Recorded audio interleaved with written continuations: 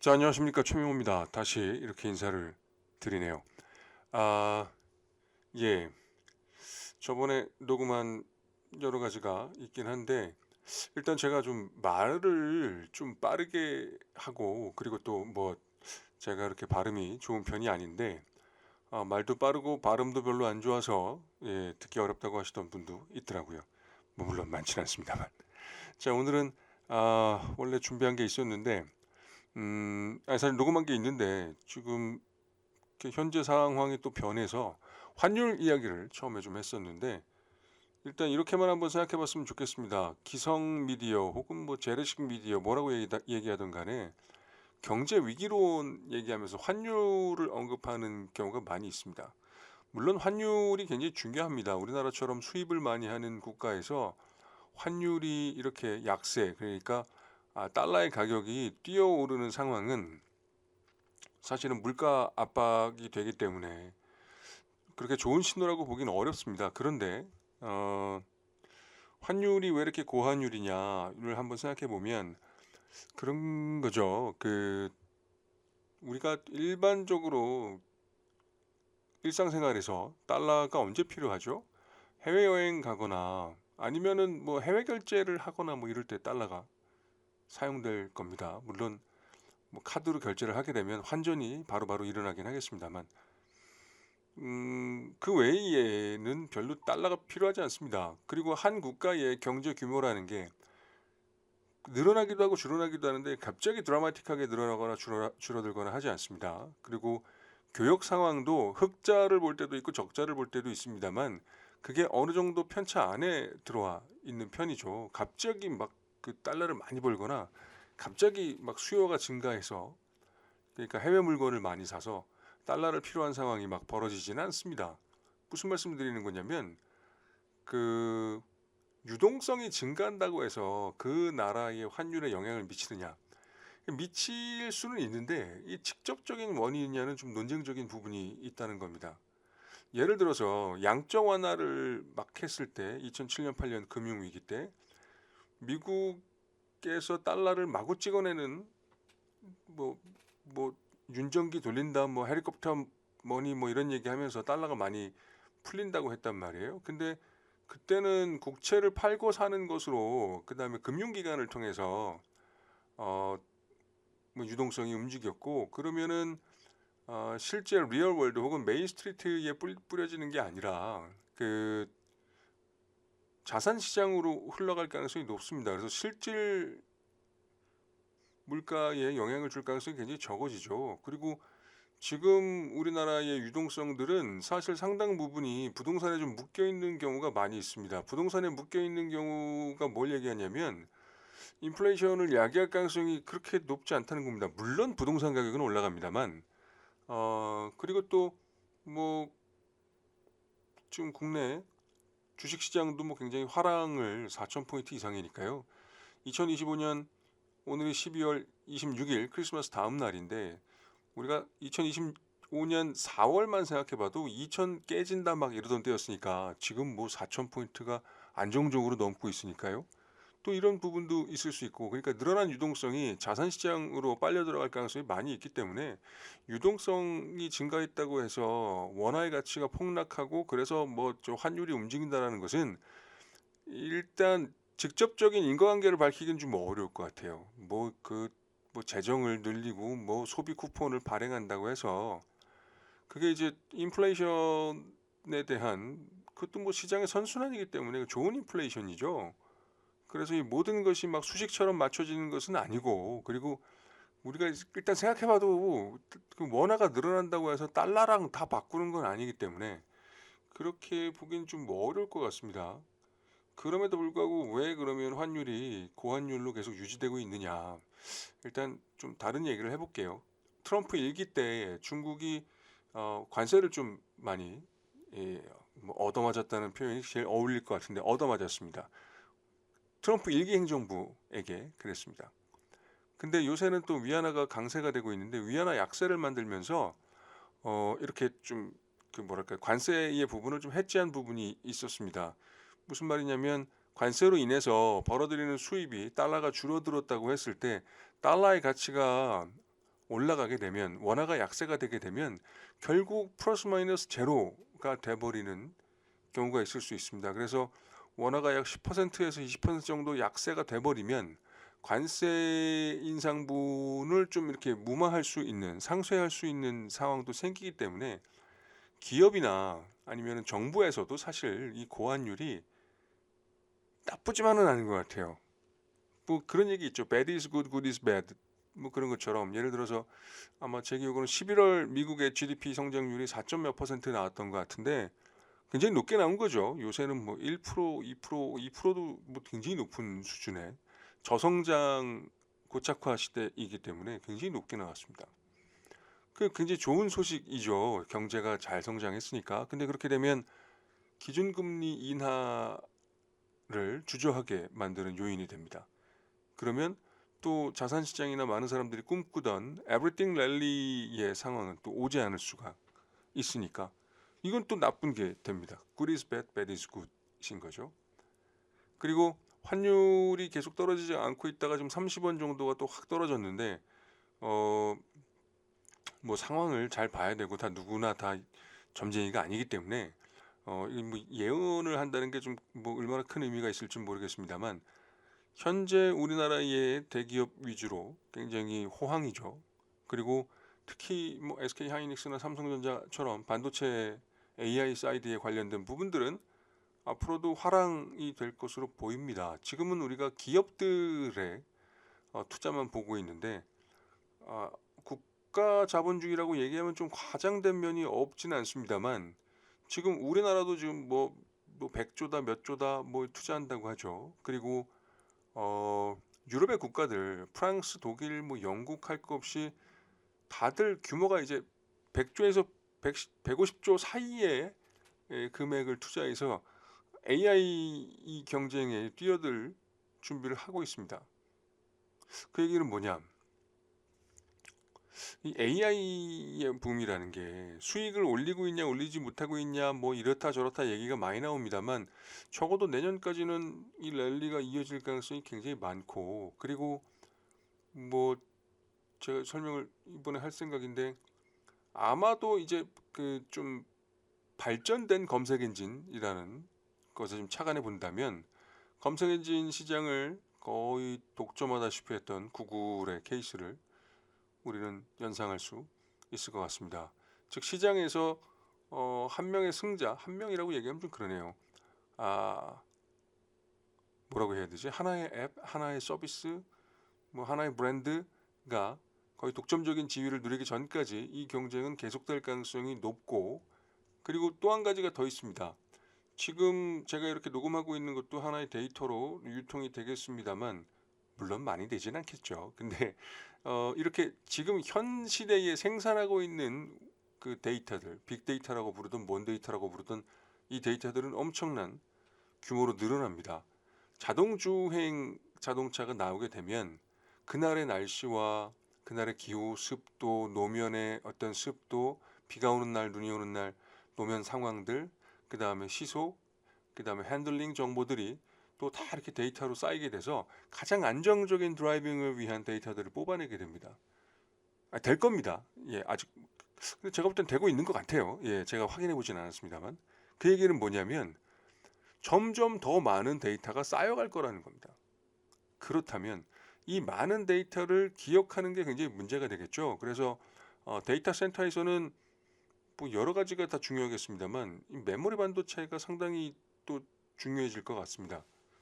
그러니까 뭐 GPU도 중요하고 다 중요한데 메모리 반도체는 점점 더 중요해질 것이다. 왜냐하면 현재까지의 데이터를 집어넣는 것도 굉장히 중요할 것이고 그리고 앞으로도 생산될 데이터들이 굉장히 많기 때문에 굉장히 중요한 부분인 것 같아요.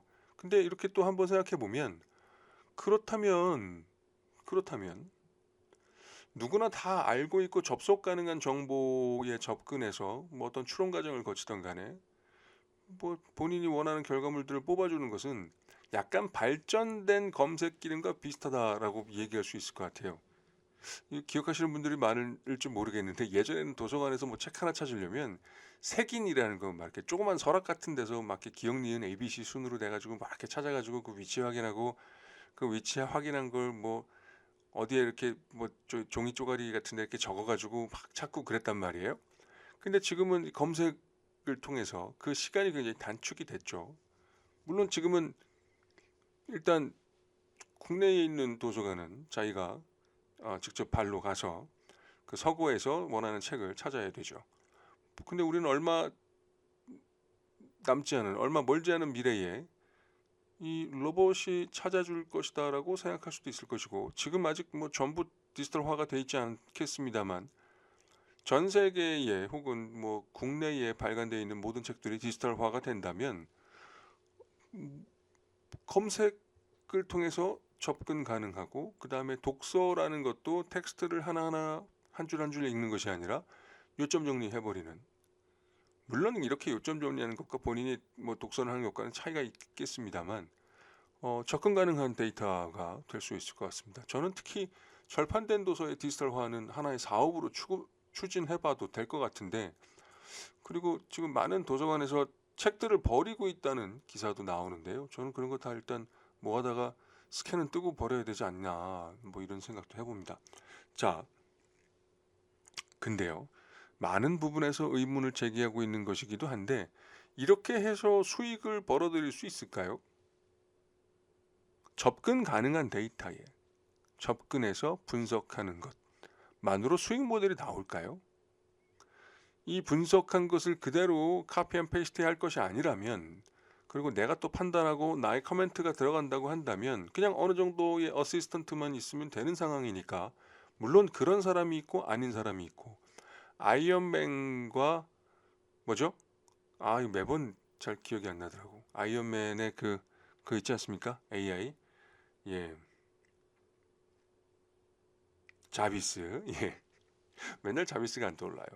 아이언맨이 자비스 이용하듯이 하는 사람이 있고, 그냥 무조건 했죠 해가지고 그냥 블럭 저장해가지고 카피 앤 페이스트 하는 분들이 있죠. 그러니까 어떤 분들은 AI 시대의 종놈처럼 살아가고, 어떤 사람은 진짜 아이언맨 같은 사람으로 살아갈 겁니다. 뭐 전망이기 때문에 다 넣기는 어렵습니다만 한 인구의 5% 미만 정도가 아이언맨처럼 살 것이고, 그 외의 사람들은 뭐 그냥 모든 것을 AI에 맡기고 살아갈 거라고 합니다. 뭐 어떡하겠습니까? 그 뭐 본인들이 알아서 해야 되는 부분이죠. 자, 그런데 지금 뭐 챗 GPT가 됐던 제미나이가 됐던 광고를 올리지 않고 과연 수익 모델이 나올 수 있을 것이냐.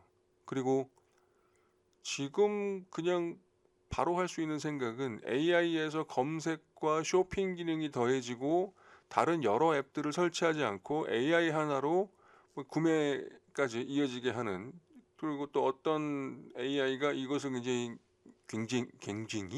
굉장히 유연하고 효율적으로 이끌어낼 것인가에 따라서 수익 모델이 결정될 수 있을 것 같습니다. 자, 그런데 우리가 그리고 있던 AI의 미래가 이런 건 아니었잖아요. 그래서 지금은 오픈되어 있는 소스에서 오픈되어 있는 데이터를 접근하는 과정이지만, 제가 볼 때는 누구에게나 공개되지 않는 데이터를 중심으로, 그것이 뭐 제조에 관련된 것이든, 뭐 제조라고 해서 뭐 여러 가지가 있겠죠. 신발 같은 걸 만드는 공정에 대한 게 될 수도 있고, 아니면은 뭐 건축에 관련된 것일 수도 있고, 그렇게 돼서 특정한 목표에 프로그래밍된 뭐 피지컬 AI의 시대가 온다면, 그게 이제 실제로 노동을 하고 수익을 발생시키는 모델이 될 것이고, 그리고 박찬욱 감독의 새 영화에서 여러분 뭐 느끼셨는지 모르겠는데, 그 영화는 제일 마지막 장면을 위해서 전부가 존재하는 영화고, 저는 제일 마지막에 진짜 섬뜩한 공포 같은 걸 느꼈습니다. 거대한 제지 공장에 인간은 이병헌 한 명인 그 장면이 그 영화의 모든 걸 말해준다고 저는 생각하는데, 그런 시대가 온다면 인간의 노동이라는 부분과 부가가치라는 부분과 생산성, 효율성 이런 것들, 노동에서 인간이 소외됐을 때 뭐 어떤 상황, 이제 무슨 얘기를 할 수 있는가, 이런 것도 고민해 볼 만한 부분입니다. 하지만 제가 또 이 중요하게 말씀드리고 싶은 것은, 결국 AI의 경쟁은 메모리의 경쟁이 될 것이고, 어느 선 되면 거의 모든 AI의 성능이 좀 비슷한 레벨에서 앞서거나 뒤서거나 지금은 하고 있는데 제미나이가 앞선다, 뭐 챗GPT 몇 점 몇이 나왔다 뭐 이러고 있는데 거의 모든 AI의 성능이 평준화가 돼버리는 어느 수준 이상의 뭐 AGI가 됐던 뭐가 됐던 어느 수준 이상에 들어간다면 접근 가능한 데이터가 얼마나 많은가에 따라서 어떤 승부가 날 것이고, 그리고 더 중요한 것은 많은 데이터를 돌릴 수 있는 전력을 어떻게 확보할 것이냐에 따라서 결정이 될 것 같습니다. 뭐 여러 가지 아이디어가 있고 신재생 에너지로 해야 된다 뭐 그런 얘기들이 많이 있죠. 근데 이제 매년 기하급수적으로 전력의 소비가 늘어날 거란 말이에요. 근데 우리가 이런 상상 한번 해볼 수 있을 것 같아요. 시스템 메모리 뭐 무슨 메모리 해가지고 다 해가지고 그 디지털 센터를 인공위성으로 만들어서 대기권 밖에 날려보낸다. 일단 뭐 태양광이 더 세게 들어오겠죠. 그리고 뭐 저기 마블 영화 중에서 엔드게임에 저기 그 타노스의 뭐라고 해야 되지? 제일 센 부하 그 막 마법 쓰고 막 이랬던 그 닥터 스트레인지를 잡아갔던 그 친구가 아이언맨하고 저기 스파이더맨에 의해서 에일리언 2에 나오는 장면이죠. 그 우주 공간 밖으로 나가서 막 이렇게 얼어붙는 장면 보셨는지 모르겠는데, 그 이런 표현이 너무 좀 늙어 보이지만 그 한겨울에 외풍 센 집에 아랫목처럼 아랫목 시커멓게 타 있는, 그래서 너무 뜨겁고 한쪽은 너무 차갑고, 저 벌써 굉장히 오래된 일입니다만 예전에 여행을 할 때 정말 시골집에 외풍이 정말 심한 집에 자본 적이 있는데, 그러니까 몸 등은 뜨겁고 그 다음에 그 모카솜 같은 두툼한 이불을 내면이란 표현이 말이 되나요? 아무튼 그 얼굴하고 여기는 너무 춥고 막 그 코에서 고드름 나올 것 같고 등은 너무 뜨겁고 그 정말 아마 비유가 적당했는지 모르겠습니다만 그렇게 그런 상황이라는 거죠. 그래서 냉각이 필요하면 이제 반도체들을 아니면 뭐 GPU 뭐 이런 것들을 싹 반대편으로 보내고, 그다음에 그 햇빛 들어오는 쪽으로는 태양광 패널을 쫙 넓게 펼치면 에너지가 자급되고, 그리고 냉각도 스스로 되고, 그리고 뭐 필요한 경우에는 일단 우주 공간에서 뭐 소형 핵발전을 하는 게 가능한지 안 하는지 모르겠습니다만, 제가 정확히 모르겠습니다만 뭐 그런 보조 동력만 있게 되면 이 데이터 센터 인공위성은 반영구적으로 사용할 수 있습니다. 그리고 데이터가 모자르거나 이럴 경우에는 뭐 굳이 뭐 스페이스 X가 아니라고 해도 미사일이 아니죠. 로켓을 쏴서 뭐 이렇게 좀 보충을 한다거나 아니면 또 다른 데이터 센터 위성을 쏘면 될지도 모릅니다. 그런 시대가 이미 와 있고 기술이 개발되어 있는지도 모르겠습니다. 이 인간의 한번 쏘면 인간의 도움이나 조력이 절대란 표현 좀 이상하군요. 아무튼 전혀 필요 없는 스스로 돌아가는 데이터 센터.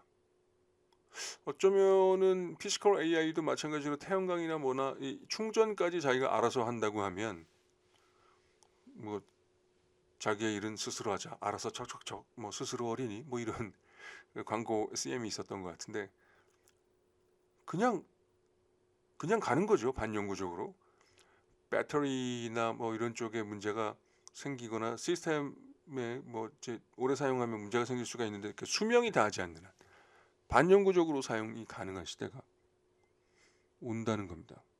저는 머지않은 미래에 올 것 같고, 이 위성에 대한 아이디어는 아마 전 세계 많은 사람들이 이미 갖고 있을 것이고, 그리고 굳이 우크라이나 전쟁이나 스타링크를 얘기하지 않더라도 스타링크가 뭐 5G하고 5G보다는 느린데 거의 비슷한 속도라고 하죠. 뭐 6G가 나온다 안 나온다 뭐 얘기가 여러 가지로 있습니다만 모르겠어요. 그 속도가 얼마나 빨라야 되는가, 현재 5G 이상으로 빠를 필요가 있는가, 그리고 앞으로도 더 빨라질 것인가, 그리고 이 빨라진다는 속도는 인간의 인지 능력, 지각하는, 그러니까 우리가 뭘 보고 듣고 판단하는 속도보다 빨라질 필요가 있는가 등등을 고려했을 때, 그리고 뭐 우크라이나 전쟁에서 드론들이 또 저는 개인적으로 좀 가슴이 아픈 장면이었는데 뭐 어찌되었건 체제는 다릅니다만 같은 민족의 이제 어려 보이는 인민군들이 드론의 폭격으로 사망하고 뭐 이런 장면들이 뭐 그렇게 유쾌하게 볼 수 있는 장면은 아니죠. 근데 일단 데이터의 성능은 괜찮다. 그래서 어, 데이터 센터가 대기권 밖에 있다고 해도 충분히 이 통신이 가능하다라는 점들. 그리고 또 뭐 이 스타링크 같이 데이터 통신을 위한 인공위성들을 사용한다면 또 뭐 충분히 가능한, 우주에서는 뭐 별 문제 없이 서로 통신이 될 것이고, 그리고 뭐 지구의 여러 송신국들, 그리고 뭐 지구는 막 도니까 뭐 여러 가지 보관들을 만들어 놓을 수가 있겠죠. 지구 반대편이나 날씨나 기후 상황에 따라서 통신이 좀 어려울 때는 다른 지역의 어떤 수신 센터에 데이터를 수신케 하고, 그다음 뭐 해저 터널이나 뭐 이런 걸 통해서 땡겨오는 방법 등등도 고려할 수가 있겠죠. 그래서 뭐 날씨나 뭐 이런 거에 큰 문제 없이 사용할 수 있는 시대가 머지않은 미래에 올 수도 있다. 그리고 어느 쪽에서는 이미 개발하고 있고, 뭐 스페이스X, 뭐 스타링크 뭐 이쪽에서는 이미 개발한지도 모르겠습니다. 다른 것보다 주목하는 것은 이렇게 인간이 한번 쏘아 올리면 인간의 도움이나 관리 없이 스스로 모든 동작을 해내는 AI와 피지컬 AI, 로봇의 시대가 온다면 좀 많은 것들이 바뀌어야 될 것 같습니다. 아무튼 AI에서는 전력의 싸움이고, 전력의 싸움은 이제 지구 안에서 해결되기는 굉장히 어렵고, 그리고 데이터는 계속 늘어날 것이고, 누가 먼저 데이터 센터를 인공위성으로 쏘아 올릴 것이냐의 싸움이 될 것 같다. 그래서 우주항공 분야 굉장히 중요하고, 전력 분야 굉장히 중요하고, 그리고 우리나라도 이 부분에 대한 연구와 투자가 좀 많이 됐으면 좋겠습니다. 개인적으로. 그리고 지금 생각해 본다면 뭐 태양광이 됐든 뭐가 됐든 데이터 센터를 안정적으로 돌릴 수 있는 방법은 별로 없는 것 같아요. 왜냐하면 우리가 만들어내는 데이터들은 점점 더 많아질 것이고, 이 더 많아진다는 것은 용량이 커져야 된다는 걸 얘기하며, 뭐 이거는 우리나라 같이 시스템 메모리 반도체를 만드는 쪽에서는 좋은 뭐 사실이긴 하지만, 전력은 더 들어갈 것이고 발열은 더 날 것이고, 이렇게 되면 이제 더 많은 지역에 태양광을 설치하거나, 아무튼 뭐 어떻게 하든지 간에 신재생 에너지가 안정적으로 에너지 수급도 약간 문제가 됩니다만, 기하급수적으로 증가할 수 있는가, 에너지가. 물론 기술 개발을 통해서 조금 더 효율성이 좋아질 수는 있겠습니다만, 아마 늘어나는 데이터를 해결할 정도는 아닐 것 같다. 그래서 우주에 답이 있다. 저는 이렇게 생각합니다. 그리고 뭐 AI 환율 뭐 이야기 더 사실 1시간 넘게 했었는데, 뭐 지금 상황들이 좀 변한 게 있고 해서 좀 정리를 했습니다. 정리를 했고, 그리고 어찌되었던 간에 신자유주의의 시대가 지금 이제 새로운 전환기 AI의 시대가 열리면서 국가가 이제 중심이 되는 국가 중심 자본주의 혹은 국가 자본주의로 변해가고 있다는 데에 대해서는 뭐 많은 논란이 없을 것 같습니다.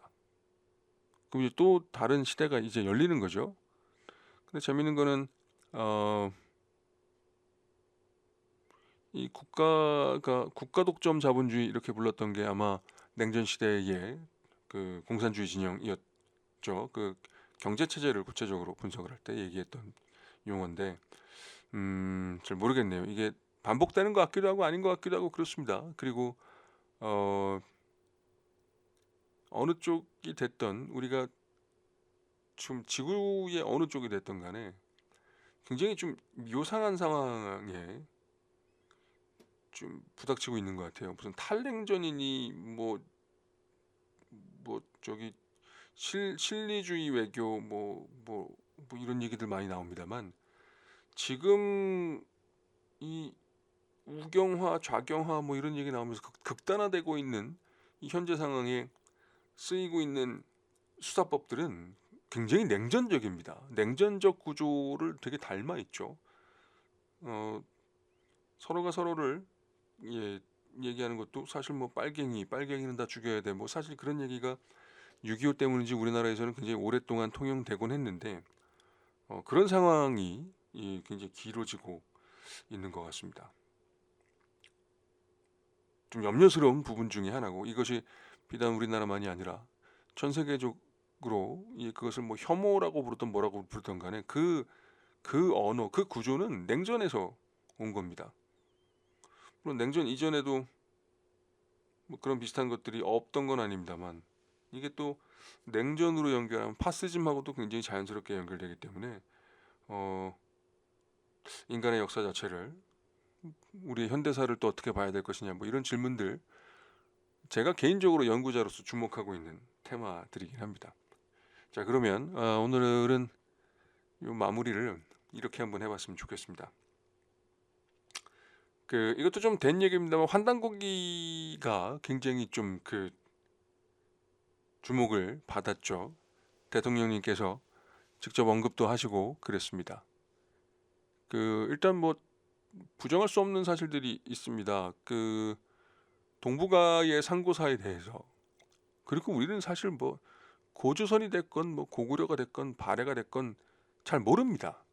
예, 그리고 뭐 구상국산이 뭐 여러 역사책들이 많이 있었고 필요에 따라서 많이 편찬되었던 것으로 보입니다. 예를 들어서 거란이나 몽고와의 대결 과정에서 또 이제 민족적인 자긍심과 정체성을 강화하는 논조로 역사서들이 편찬됐던 적이 있었던 것 같고 또 그런 것들은 또 중국과의 관계가 또 이렇게 저렇게 바뀌고 뭐 이런 상황에서 또 다 모아서 이제 불태워버리기도 하고 그런 과정을 겪게 되죠. 그래서 인용이 되고 언급이 된 흔적들은 있지만 우리가 현재 확인하지 못하는 책들도 많이 있습니다. 그리고 뭐 중국의 사서에 기록되어 있는 백제가 요서지방을 뭐 정복했다는 등의 내용들이 분명히 있죠. 그리고 어, 고구려가 과연 언제 시작한 국가이냐 혹은 뭐 동네이냐 고구려란 명칭도 굉장히 많이 나오고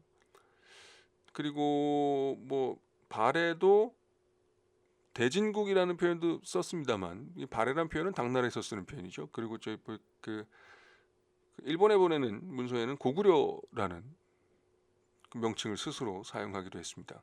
굉장히 재밌죠. 왜냐하면 고려라고 국호를 바꾼 게 이제 고구려 때인데 고구려 말기 정도 되면 말기가 아니죠. 말기가 아니라 전성기 때 고려라고 이름을 바꾸게 되는데 장수왕 때인가요? 제가 지금 마이크 하나 들고 좀 녹음하고 있는데 뭐 보고 하고 있는 것도 아니어서 어, 고려라는 이름 혹은 고구려라는 이름으로 상당히 오랫동안 그리고 어떤 특정 기간에는 남쪽의 고려, 북쪽의 뭐 고려 혹은 뭐 발해라고 우리가 발해라고 부르는 이 두 국가가 같은 명칭으로 스스로를 불렀던 것도 굉장히 재밌지만 확인할 수 있습니다.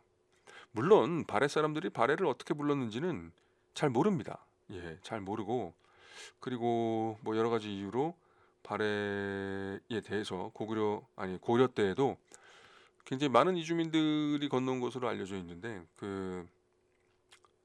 또 강조하기는 어려운 면이 있었겠죠. 왜냐하면 통합이란 측면에서 어떤 말씀 드리려고 하는 거냐면 우리의 상고사에 대해서는 굉장히 큰 공백이 있고 여기에 대해서는 많은 상상력과 더불어 고고학적인 발굴이 필요합니다. 근데 이제 우리나라 영토가 아니기 때문에 우리가 마음대로 발굴을 할 수가 없고 그리고 뭐 지금 현재의 중국 상황에서 그런 것들을 쉽게 용인해 줄 수는 없을 것 같고 물론 발해는 러시아 쪽에 연해주 쪽도 굉장히 상당한 영토가 있긴 했습니다만 아무튼 빈 곳이 굉장히 많다는 점 그리고 연구와 상상력이 필요하다는 점은 부정할 수 없는 것 같습니다. 그리고 어떤 책이 위선이 아니냐 뭐 이런 거 얘기하기 전에 뭐 환국이 뭐 어디서 뭐 수메르도 뭐 거기서 나오고 뭐 여기서 나오고 뭐 그리고 뭐 많은 분들이 관심이 있으신지 모르겠습니다만 뭐 아메리칸 인디언이 뭐 우리 민족에서 왔고 우리 민족이 이동했고 뭐 이런 이야기들 뭐 다 좋습니다. 다 좋고 뭐 본인이 그렇게 믿고 뭐 그렇게 또 여러 가지 서적도 찾고 뭐 이런 게 굉장히 뭐 개개인들에게 다 의미가 있을 수 있을 것 같습니다. 예. 그런데 저는 이런 질문을 드리고 싶어요. 어떤 질문이냐면 예, 방금 문자가 왔는데 이 소리가 들어갔을 것 같습니다. 아무튼 그 우리가 정말 원나라보다 더 넓은 영토를 다스렸고 그런 조상들이 있어요. 굉장히 광활한 영토를 다스리고 막 이렇게 위대한 다 조상들이죠. 예, 조상들의 업적이 있어요. 그런 뭐 이렇게 응? 영웅 같은 그런 게 있다고 해봅시다. 그게 그저 자신의 기분을 좋게 하는 혹은 이거 뭐 그냥 자위하고 비슷한 거라고 생각하는데 그냥 자기 만족 이상의 뭐가 있으려면 그 정신이라는 거, 그 철학이라는 것들이 현재 우리 삶에서 기능해야 되지 않겠습니까? 그 광활한 영토와 그 영웅들의 이야기가 지금 우리의 삶에서 어떻게 기능하고 있습니까? 저는 오히려 질문을 해봐야 되는 부분은 여기라고 생각해요. 그 환단고기가 뭐 진실이고 사실이고 우리 민족이 엄청나게 위대한 역사를 그리고 다 모든 문명이 우리 조상들 뭐 이게 어떤 문명이라고 불러야 될지 모르겠습니다만 뭐 황산이라고 하던 뭐 홍산이라고 하던 뭐 저기 뭐 뭐라고 부르던 간에 그게 인종적으로 어떤 연관관계가 있다고 해서 그뭔 현재의 우리에게 뭔 의미가 있을까요? 그런 기상이나 그 철학이나 그 전 세계를 아우를 수 있는 어떤 가슴이 우리에게 없다면 그건 그냥 자위하는 이야기밖에 되지 못할 겁니다. 사실관계를 밝히는 건 중요하다. 그렇죠. 그뭐 학문적인 수준에서 중요한 것이고 이게 지금 뭐 현실적인 측면에서 뭐 여러 가지 관점에서 중요해지는 것은 그게 현재 우리에게 어떤 의미가 있는데 라는 질문에 대한 대답일 겁니다. 우리 내부의 배타성은 없는가? 우리가 진짜 편협한 걸로 서로 배타하고 싸우고 있지는 않은가? 등등의 질문들이 연이어 이어져 나와야 되겠죠.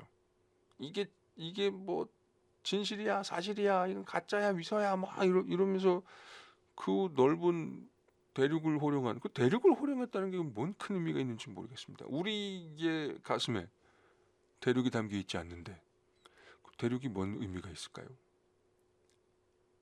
자, 정확하게 특정하기 어렵습니다만 아프리카의 이티오피아나 이티오피아 좀 남쪽에 이집트보다 더 남쪽이고 이티오피아보다 좀 남쪽에서 어, 첫 번째 인류가 나타났다고 하죠.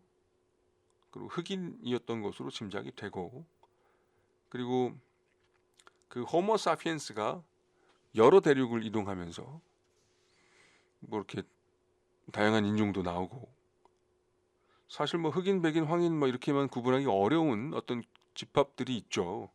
그리고 뭐 좀 찾아보면 조선시대 기록만 봐도 저기 그 서양인들을 백인이 아니라 홍인 이렇게 불렀어요. 그 산텐 많이 되고 좀 이렇게 좀 그 유럽 남부나 뭐 이런 쪽의 분들은 하얗다고 얘기하기엔 좀 뻘건 면이 많죠. 예, 그리고 동유럽이나 이제 러시아 쪽 분들이 좀 하얗고 그리고 우리나라 분들도 굉장히 하얀 편이고 그리고 동남아시아 쪽의 분들은 또 이렇게 피부 색깔이 좀 더 짙은 편이고 뭐 그렇습니다.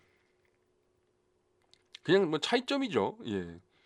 그게 뭐 본질적인 가치나 본질적인 의미의 차이는 아니지만 뭐 그런 여러 가지 예, 스펙트럼이 있는 건 사실이고 어떤 말씀을 드리려고 이 얘기를 이렇게 길게 끄는 거냐면 그래서 아프리카의 뭐 중부 지역의 어떤 한 국가에서 우리가 전 세계의 조상이다.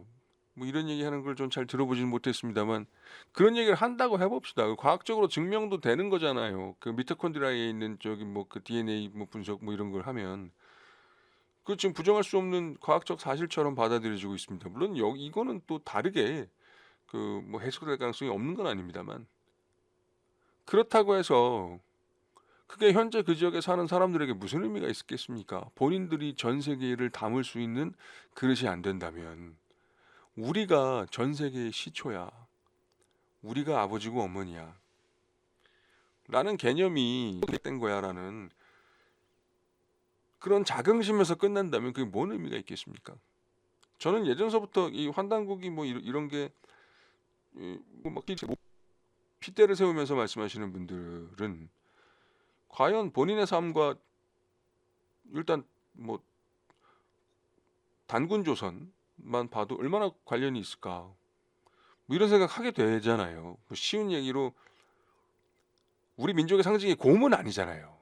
우리 민족의 상징은 호랑이라고 얘기하는데 뭐 호랑이가 너무 많고 여기에 대해서는 뭐 그게 직선적으로 이어져 온 전통이 아니라고 할 수도 있습니다만 은근과 끈기 뭐 이런 것도 우리 민족의 굉장히 중요한 뭐 부분이긴 합니다만 잘 못 참고 버럭버럭 화내고 막 싸우고 뭐 이러는 것도 또 우리 민족의 어떤 한 부분이기도 하죠. 저는 뭐가 됐든 정답이 있다고 생각하지는 않습니다. 한 사람도 다 여러 가지 부분이 있고 그 민족으로 보든 국가로 보든 여러 가지 면이 있을 수 있는데 아, 그래도 우리는 호랑이라고 생각하잖아요. 그죠? 그러면 당군신화 뭐 이런 거 뭐 생각해 볼 수 있죠. 물론 이게 다 뭐 그냥 맞아 들어가는 굉장히 중요한 사실이라고 생각하지는 않습니다. 그냥 다르네 뭐 이 정도죠. 예를 들어서 뭐 봉황에 대해서도 용과 봉황의 관계에 대해서도 뭐 여러 가지가 얘기가 있고 그리고 이게 재밌을지 모르겠습니다만 멕시코의 국기에 선인장 위의 독수리는 뱀을 물고 있죠. 예. 이제 저기 조류 중에서 막 환상성을 갖고 막 이렇게 좀 판타지화 되면 이제 봉황이고 뱀 중에서 또 그런 과정을 거치면 또 용이 되고 그런 거 아니겠습니까? 예, 아무튼 신화적으로 변한다고 얘기해야 될까요? 아무튼 다시 한번 그게 사실이건 진실이건 뭐건 저는 사료적 가치가 없다라고 보기에는 너무 그 관련 자료가 적고 그리고 뭐 모든 걸 다 배격하고 우리가 정사만 보면서 역사를 구성하기에는 사료가 너무 적다. 그래서 충분히 참고할 만한 텍스트가 된다. 그것의 사실 여부는 또 학문적으로 다툴 부분이고 하지만 더 중요한 거는 우리의 가슴에 대륙이 안 담겨 있다면 혹은 전 세계가 안 담겨 있다면 전 세계 최초의 문명이고 뭐고 뭐 이런 게 그냥 우울한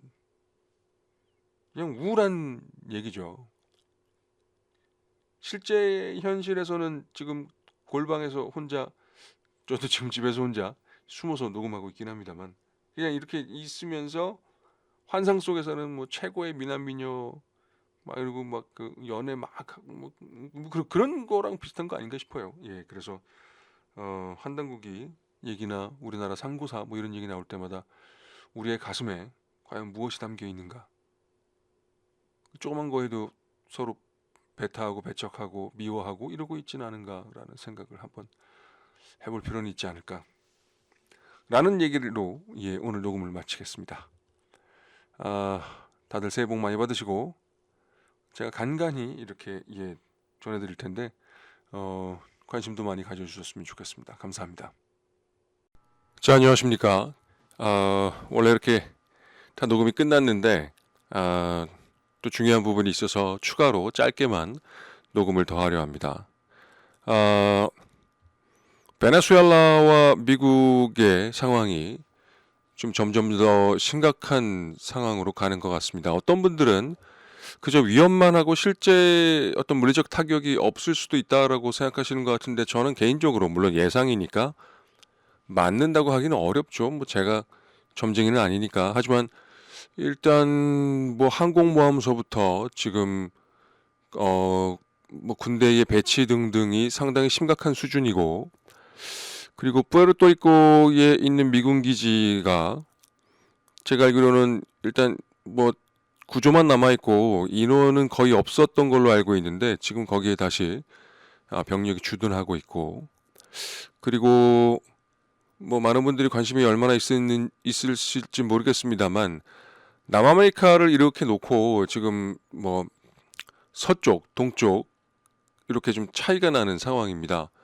예를 들어서 콜롬비아를 제외하고 서쪽에 있는 국가들 예를 들어서 에콰도르, 페루, 칠레 등등 그다음에 아르헨티나까지 지금 우파가 득세를 하고 있고 2026년 대선 결과에 따라 좀 달라지겠습니다만 또 그 뭐 좌파라고 해야 될지 뭐라고 해야 될지 모르겠는데 니카라과에 선거가 있고 또 콜롬비아도 대선이 있고요. 그리고 브라질도 연말에 대선이 있습니다. 이 대선이 어떻게 될 것이냐 뭐 이것도 또 예언하기 좀 어렵습니다만 그 전통적으로 활동하던 올드보이들이 귀환을 하게 된다면 어떻게 될 것인가. 즉 예전에 했던 소위 얘기하는 공작 세력들이 다시 적극적으로 개입을 한다면 가정입니다. 뭐 개입할 거라는 어떤 뭐 예언은 아니고요. 그렇게 해서 브라질까지 넘어가게 된다면 남아메리카와 아메리카 대륙을 통틀어서 좌파라고 할 수 있는 국가들이 거의 사라지게 되는 상황이 오게 됩니다. 그러면은 좀 두 국가 정도가 남는데 하나가 베네수엘라, 하나가 쿠바입니다.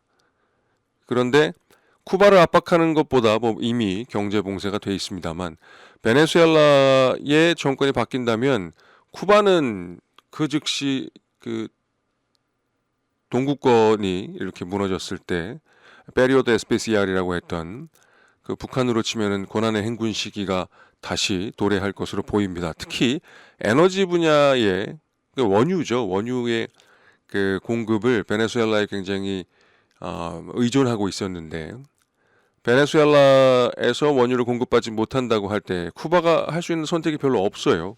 그리고 얼마나 더 버틸지는 모르겠는데 만약에 베네수엘라가 넘어가게 되면 쿠바도 넘어가게 되고 이렇게 되면 중도 좌파라고 할 수 있는 국가들이 멕시코를 비롯해서 몇 개 진짜 안 남게 되고 거의 모든 국가들의 우파 혹은 예, 전자레인지에서 뭐가 다 됐다고 소리가 났네요.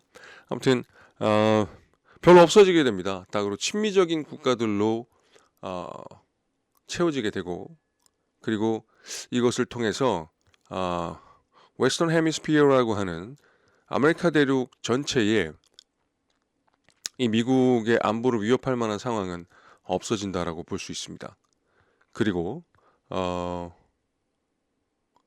마약과 카르텔 문제도 뭐 여러 가지가 있습니다만 여기 또 좀 복잡한 계산들이 있습니다. 예를 들어서 중미 쪽에 혹은 우파 혹은 극우 혹은 뭐 친미적이라고 했던 그 세력들 중에서 이 마약 카르텔과 연관되어 있는 국가들도 꽤나 있었거든요. 특히 중미 지역의 국가들은 중간에 어떤 허브의 역할을 하면서 미국으로 마약을 실어나르는 거점이 되곤 했습니다. 그래서 이 문제가 어떻게 처리될지 모르겠습니다만 이것을 빌미로 아메리카 대륙 전체에 물론 이제 북미는 좀 제외할 수도 있겠습니다만 미군을 주둔시키겠다라는 얘기가 많이 나올 것 같고 그리고 지금 현재 거점 지역들 그리고 미군이 주둔하고 있지 않은 멕시코 지역과 그 외의 지역에 미군이 주둔하게 된다면 미국은 상당한 기간 굉장히 안정적인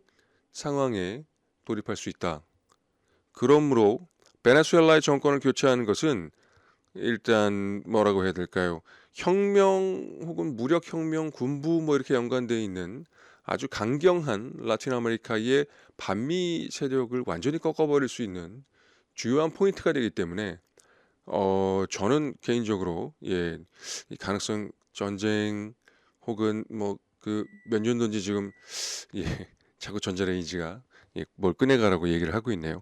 아무튼 그 파나마의 노르웨가 그 대통령이 미군 해병대에 의해서 처리가 됐던 일이 있었죠. 그래서 비슷한 일이 생길 가능성이 상당히 높다라고 전망을 합니다. 이게 어떤 상황이 어떤 미래가 펼쳐지는지 참 얘기하기 어렵습니다만 그래서 베네수엘라의 국채의 가격도 지금 굉장히 저렴한데 가격이 좀 올라가고 있는 편으로 보면 어떤 투자 세력 쪽에서도 뭐 베네수엘라의 정권 교체를 좀 전망하고 있는 것 같고 거기에 따라서 투자도 좀 준비하고 있는 것 같습니다. 만약에 베네수엘라의 국채를 매입을 하고 정권 교체가 된다면 일단 뭐 상당한 또 뭐 이익을 볼 수 있는 상황이 아닌가 싶습니다.